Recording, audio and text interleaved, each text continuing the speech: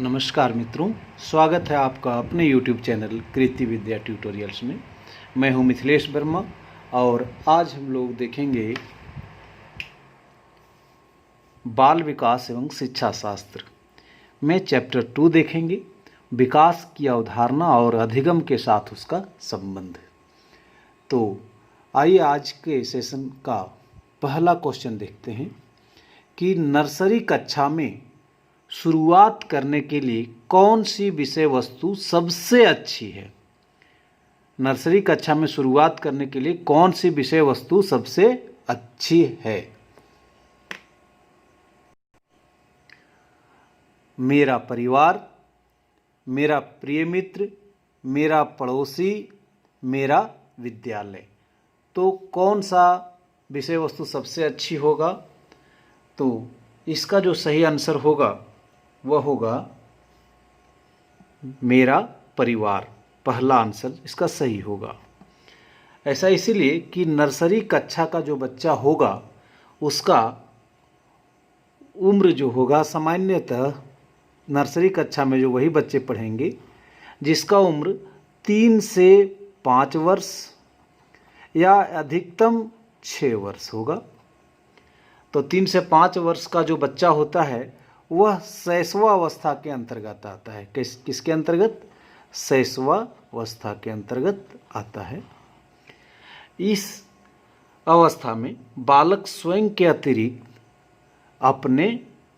अतिरिक्त वह अपने परिवार से ही प्रेम करता है। इस अवस्था में 3 से 5 वर्ष की अवस्था में अपने परिवार से ही वो प्रेम करता है। इस समय उसका यदि सामाजिक विकास की बात करें तो शून्य होता है। इस समय यदि सामाजिक विकास की बात करें तो शून्य होता है। सामाजिक विकास जो होता है इस अवस्था में वह शून्य होता है। इसलिए इस नर्सरी कक्षा में हम लोग यदि मेरा परिवार पढ़ाया जाए, मेरा परिवार टॉपिक्स को पढ़ाया जाए तो सबसे अच्छी विषय वस्तु हो सकता है। तो हमारा सही आंसर जो होगा वह 1 होगा। दूसरा है कि किशोर खाली स्थान का अनुभव कर सकते हैं। किशोरावस्था में बच्चे क्या अनुभव कर सकते हैं ये बताना है। बचपन में किए गए अपराधों के प्रति डर का भाव। दूसरा है आत्मसिद्धि के साथ। तीसरा है जीवन के बारे में परितृप्ति।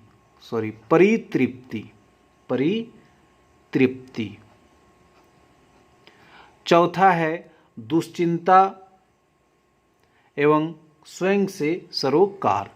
तो इसका जो सही आंसर होगा वह होगा चौथा, दुश्चिंता एवं स्वयं से सरोकार। हम लोग थोड़ा इसको डिटेल से देखते हैं। यहाँ स्टेटमेंट है ब्लेयर, मनोवैज्ञानिक ब्लेयर, जॉन्स एवं सिम्पसन के अनुसार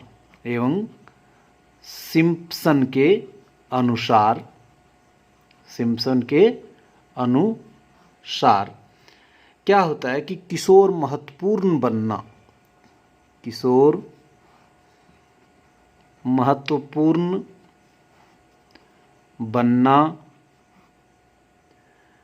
अपने समूह में स्थिति प्राप्त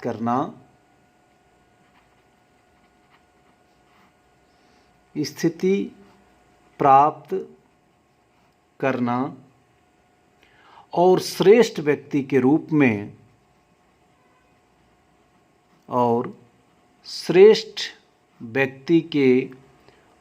में स्वीकार किया जाना चाहता है।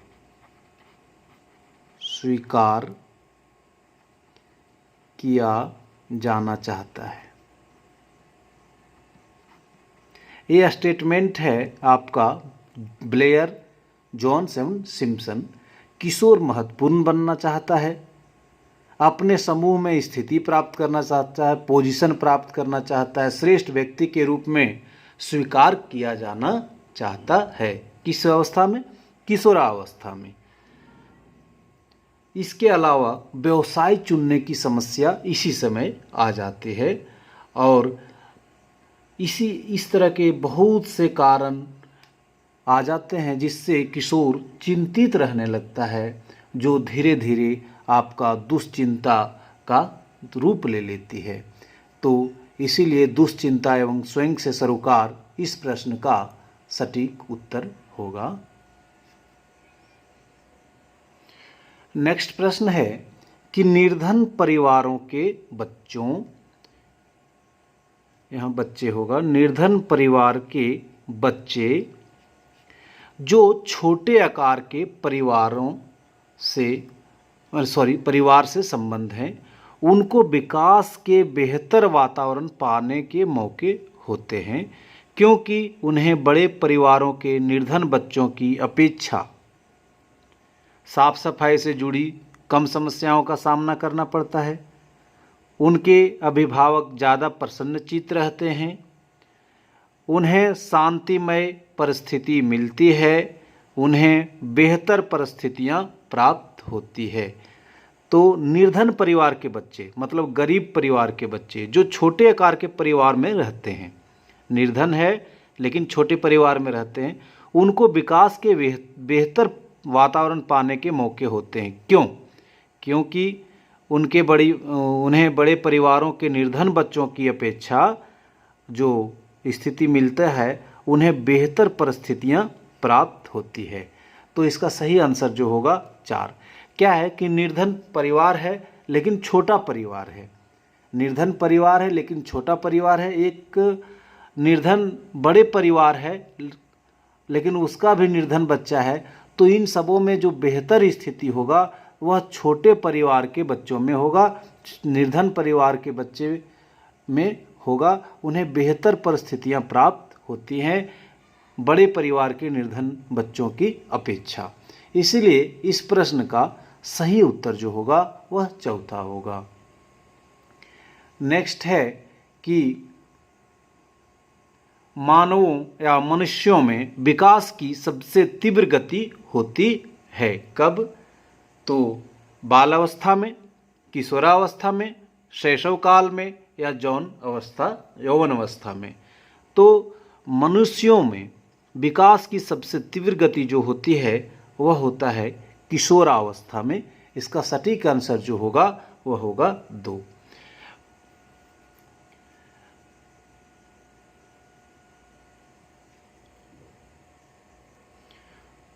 तो सबसे तीव्र गति जो होता है वह किशोरावस्था में होता है। इसीलिए इस अवस्था में क्या होता है कि तीव्र विकास के कारण, इस अवस्था में तीव्र विकास होता है। तो तीव्र विकास के कारण बालक सामंजस्य स्थापित न कर पाता है, सामंजस्य स्थापित न कर पाने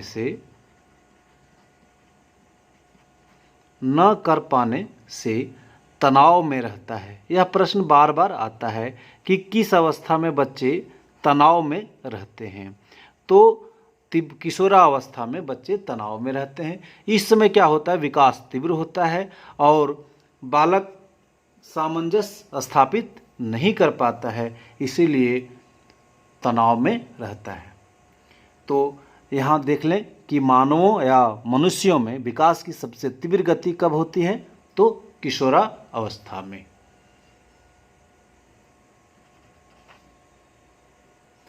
देखते हैं आज के 5वां प्रश्न कि बच्चों में नैतिक मूल्यों को विकसित करने का सर्वाधिक उचित तरीका है। नैतिक मूल्यों मतलब अच्छे मूल्य, अच्छे गुण, अच्छा आचरण।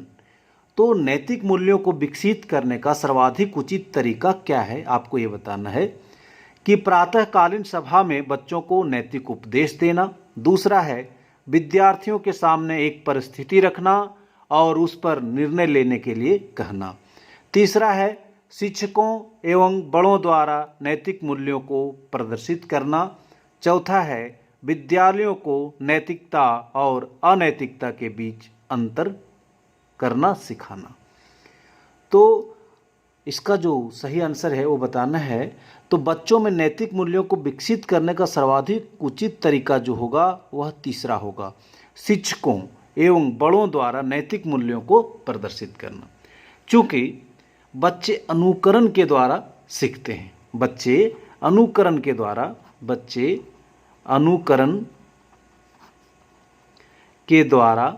बेहतर सीखते हैं, अनुकरण करते हैं बच्चे। यदि टीचर अच्छे होंगे तो बच्चे उन्हीं का अनुकरण करेंगे, यदि उनके गार्जियन अच्छे हैं तो बच्चे उन्हीं का अनुकरण करके सीखते हैं। इसीलिए उनमें नैतिक मूल्यों का विकास सर्वाधिक उचित तरीका से हो सकता है अनुकरण के द्वारा। तो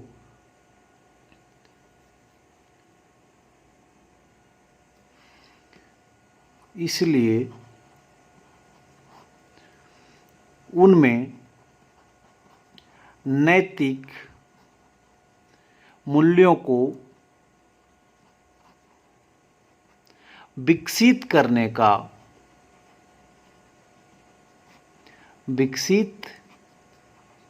का सर्वाधिक उचित तरीका शिक्षकों एवं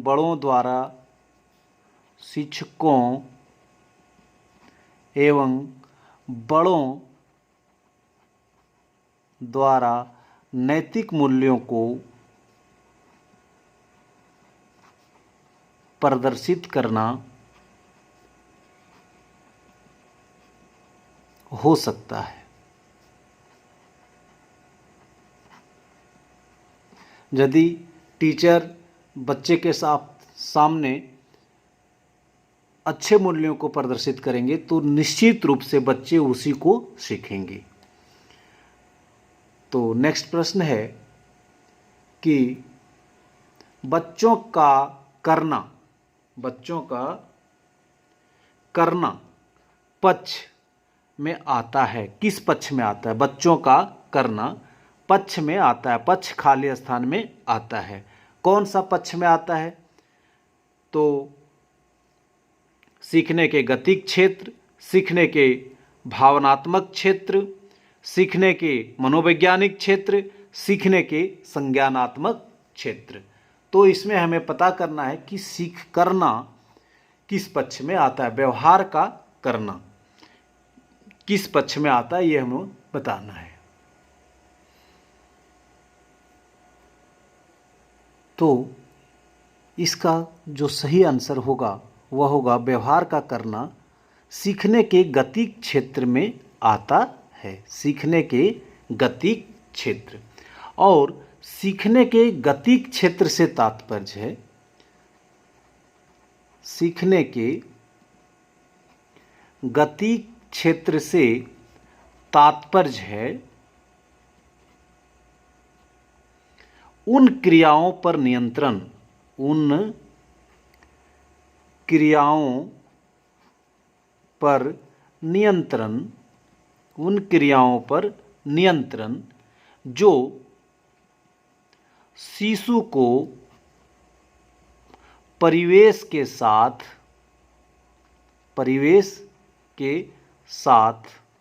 समायोजन करने में सहयोग देती है।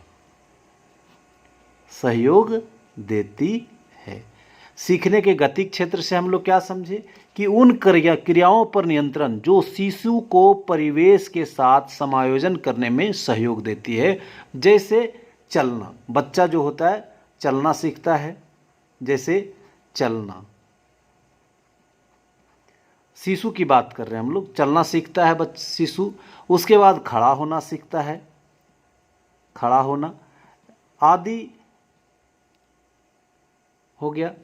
तो इसके बाद क्या होता है, इसके उत्कृष्ट विकास होता है। इसके बाद इन सबों के बाद उत्कृष्ट विकास होता है। बच्चा क्या करता है कि वस्तुओं तक पहुंचना सीख जाता है, वस्तुओं तक पहुंचना, वस्तुओं को छूना, वस्तुओं को पकड़ना, ये सभी हो जाते हैं, ये सब आ जाता है। तो ये सब हुए आपका सीखने के गतिक क्षेत्र। तो सीखने के गतिक क्षेत्र, व्यवहार का करना सीखने के गतिक क्षेत्र में आता है। और सीखने के गतिक क्षेत्र क्या है, तो अभी हम लोग इसको सीखे। नेक्स्ट प्रश्न है कि गर्भधारण से शिशु के जन्म की अवधि को कहते हैं। गर्भधारण, जिस दिन से गर्भ ठहरा उस दिन से शिशु के जन्म की अवधि को कहते हैं किशोरावस्था, शैशव अवस्था या शिशु अवस्था, प्रसव पूर्व काल या वयस्कता। तो सभी इसका एकदम सिंपल आंसर है, इसको कहते हैं प्रसव पूर्व काल। प्रसव पूर्व काल कहते हैं इसको। इसकी अवधि प्रसव पूर्व काल, जैसे इसकी अवधि जो होता है, प्रसव पूर्व काल की जो अवधि होता है, प्रसव पूर्व काल, इसकी अवधि माना जाता है 280 दिन। 280 दिन माना जाता है। और 280 दिन को ही हम लोग ऐसे भी बोल सकते हैं कि 9 महीने और 10 दिन। 30वां महीना, 30 से यदि हम लोग जाने तो 30 9वां 270 और 10 280। तो प्रसव पूर्व काल का जो अवधि यदि पूछा जाए तो ये मान के चला, ये जानना है आपको 280 दिन, या तो आप बोल सकते हैं कि 9 महीने और 10 दिन। तो गर्भधारण से शिशु के जन्म की अवधि को क्या कहते हैं, प्रसव पूर्व काल। और यह कितने दिनों का होता है, तो 280 दिन। यदि महीने में पूछ लें तो 9 महीना 10 दिन। तो नेक्स्ट है हमारा 8 नंबर क्वेश्चन। 8 नंबर क्वेश्चन है कि इनमें से कौन सी ग्रंथि पीयूष ग्रंथि को नियंत्रित करती है तथा इस प्रकार शरीर की सामान्य तथा अनुपातिक विकास को प्रभावित करती है। यौन ग्रंथि, थायराइड ग्रंथि, मूत्र ग्रंथि, या इनमें से कोई नहीं। तो इसका जो सही आंसर जो होगा वह होगा, इसका सही आंसर होगा चौथा। क्यों, यहाँ पूछ रहा है कि इनमें से कौन सी ग्रंथि पीयूष ग्रंथि को नियंत्रित करती है। तो मित्रों आप ध्यान रखिएगा कि पीयूष ग्रंथि जो होता है ना, पीयूष ग्रंथि की यदि बात करें कि पीयूष ग्रंथि को हम लोग मास्टर ग्रंथि भी कहते हैं। ध्यान रखिएगा, इसको हम लोग मास्टर ग्रंथि भी कहते हैं। और पीयूष ग्रंथि किसी के द्वारा नियंत्रित नहीं किया जा सकता है, किसी के द्वारा नियंत्रित नहीं होता है। पीयूष ग्रंथि किसी के द्वारा नियंत्रित नहीं होता है, किसी के द्वारा नियंत्रित नहीं होता है, बल्कि यह स्वयं नियंत्रित होता है। यह क्या होता है, स्व नियंत्रित होता है, या अपने आप कंट्रोल होता है, अपने आप नियंत्रित होता है। तो पीयूष ग्रंथि को कोई नियंत्रित करे, ये यौन ग्रंथि, थायराइड ग्रंथि या मूत्र ग्रंथि, ये नहीं हो सकता। पीयूष ग्रंथि अपने आप में एक मास्टर ग्रंथि होता है जो किसी के द्वारा नियंत्रित नहीं होता है, यह स्वनियंत्रित होता है। आप इसको ध्यान में रखेंगे, बहुत ही इंपॉर्टेंट प्रश्न है मित्रों, इसको आप ध्यान में रखिएगा। नेक्स्ट प्रश्न है कि निम्नलिखित में कौन सा सूक्ष्म गति कौशल का उदाहरण है। सूक्ष्म गति कौशल का उदाहरण, सूक्ष्म मतलब होता है धीरे, छोटा। तो चढ़ना, फुदकना, दौड़ना, लिखना। तो सूक्ष्म गति का उदाहरण आपको पूछा है, सूक्ष्म गति कौशल का उदाहरण। तो सूक्ष्म गति कौशल का जो उदाहरण होता है वह लिखना होता है। यह लिखना जो होता है वह सूक्ष्म गति कौशल का उदाहरण है, सूक्ष्म गति कौशल के अंतर्गत आता है। तो आपका सही आंसर होगा 4th। कहिएगा चढ़ना, फुदकना और दौड़ना। तो चढ़ना, फुदकना और दौड़ना ये जो होता है आपका गतिक कौशल के अंतर्गत आता है, गतिक कौशल के अंतर्गत आता है।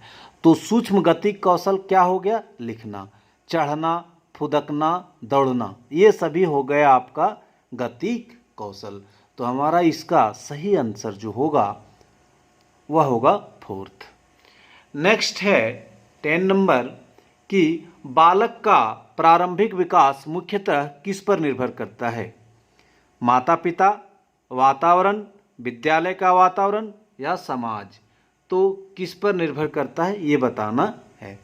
तो इसका सही आंसर जो होगा वह होगा 1, माता पिता। बालक का प्रारंभिक विकास मुख्यतः किस पर निर्भर करता है? तो हम लोग देखें माता पिता पर। इसीलिए माता पिता को, ध्यान रखिएगा, माता पिता को प्रथम शिक्षक भी माना जा गया है, प्रथम शिक्षक माना जाता है। तो इसका सही आंसर जो होगा वह होगा माता पिता। नेक्स्ट प्रश्न है कि शैशव काल की अवधि है, शैशव काल की अवधि है जन्म से 2 वर्ष तक, जन्म से 3 वर्ष तक, 2 से 3 वर्ष तक, या फिर जन्म से 1 वर्ष तक। तो आप इसका जो सही आंसर जो होगा वह होगा 1, जन्म से 2 वर्ष तक। तो इसके बारे में थोड़ा हम लोग जाने। शैशव काल जो होता है बालक का निर्माण काल कहलाता है। शैशव काल को बालक का निर्माण काल भी कहते हैं, बालक का निर्माण काल भी कहते हैं। और सामान्यतः यह जो है, सामान्यतः शैशव काल जो है वह आपका जन्म से 5 वर्ष तक मानी जाती है, जन्म से 5 वर्ष तक मानी जाती है। शैशव काल को सामान्यतः जन्म से 5 वर्ष तक मानी जाती है। पहले 2 वर्ष को, पहले 2 वर्ष को कहते हैं पूर्व शैशवावस्था, पूर्व शैशवावस्था। और 2 से 5 वर्ष की आयु को कहते हैं उत्तर शैशवावस्था, उत्तर शैशवावस्था, उत्तर शैशवावस्था कहते हैं। और विभिन्न विद्वानों का विकास की अवस्थाओं को अपने अपने अलग ढंग से वर्गीकृत किया है। तो आप कहीं कुछ पढ़ेंगे, कहीं कुछ पढ़ेंगे। तो हम लोग जो जन्म से 2 वर्ष तक बोले हैं, तो एक विद्वान हैं कोल, एक विद्वान हैं कोल, और कोल ने बोला है, कोल के अनुसार शैशवावस्था की आयु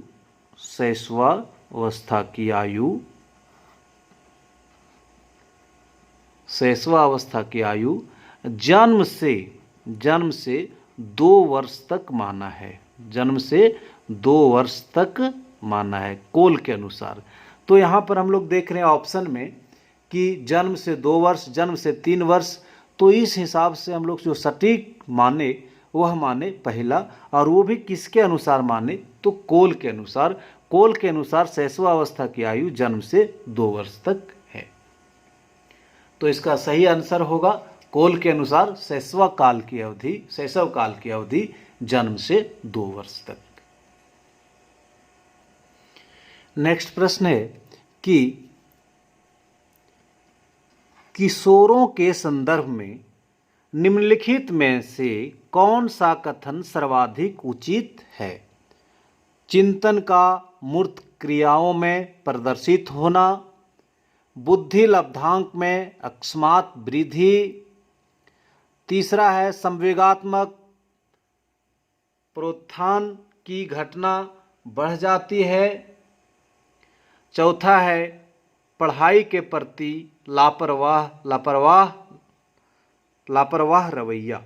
किशोरों के संदर्भ में सबसे सर्वाधिक उचित जो होगा वह है तीसरा। किशोरों की अवस्था में जो सर्वाधिक उचित कथन होगा, संवेगात्मक प्रोत्थान की घटना बढ़ जाती है। तो इसके बारे में हम लोग थोड़ा डिटेल जानें किशोरावस्था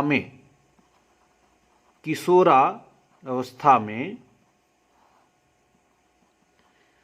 आवेगों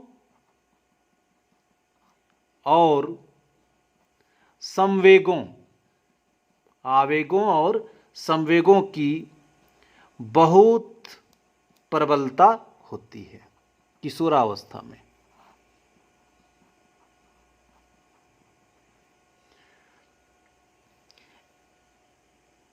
यही कारण है कि विभिन्न अवसरों पर विभिन्न प्रकार का व्यवहार करता है। आप देखिएगा किशोर विभिन्न अवसर में विभिन्न प्रकार का व्यवहार करता है।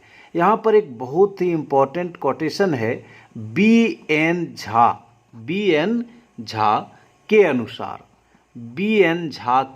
अनुसार क्या है कि बी.एन. झा के अनुसार हम सबके संवेगात्मक व्यवहार में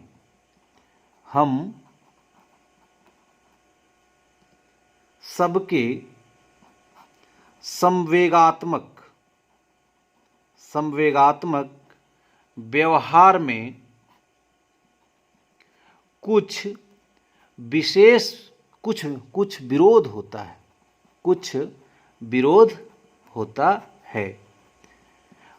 पर किशोरावस्था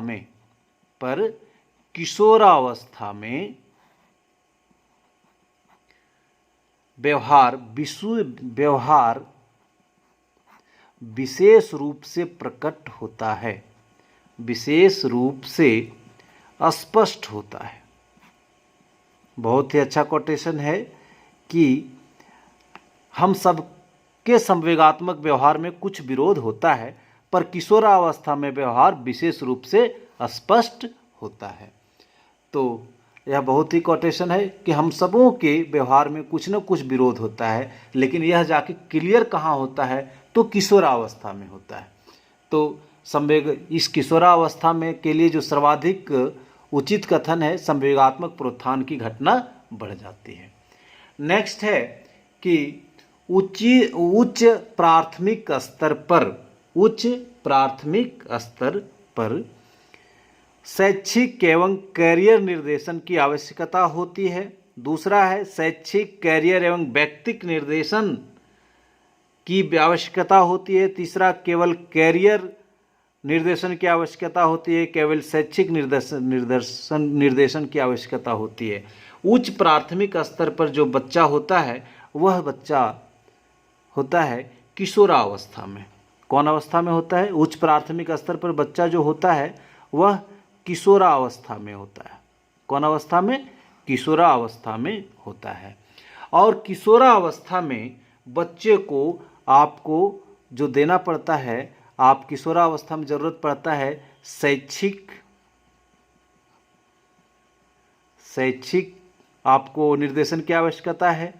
करियर के बारे में भी आपको बताना पड़ेगा, क्योंकि किशोरावस्था तूफान का काल कहा जाता है। यहाँ पर आपको शैक्षिक निर्देशन भी करना है, करियर के बारे में भी गाइडेंस करना है और व्यक्तिक निर्देशन भी करना है। आपको व्यक्तिक निर्देशन भी करना है। तो ये तीनों जो है आपका किशोरावस्था कहिए या तो उच्च प्राथमिक स्तर पर देने की आवश्यकता होती है। तो इसलिए ज़रूरत होता है, ये तीनों इसलिए ज़रूरत होता है ताकि सही मार्गदर्शन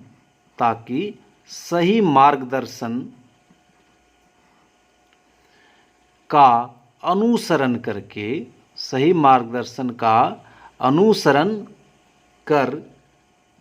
करके अपने भविष्य को सुधार सके, अपने भविष्य को सुधार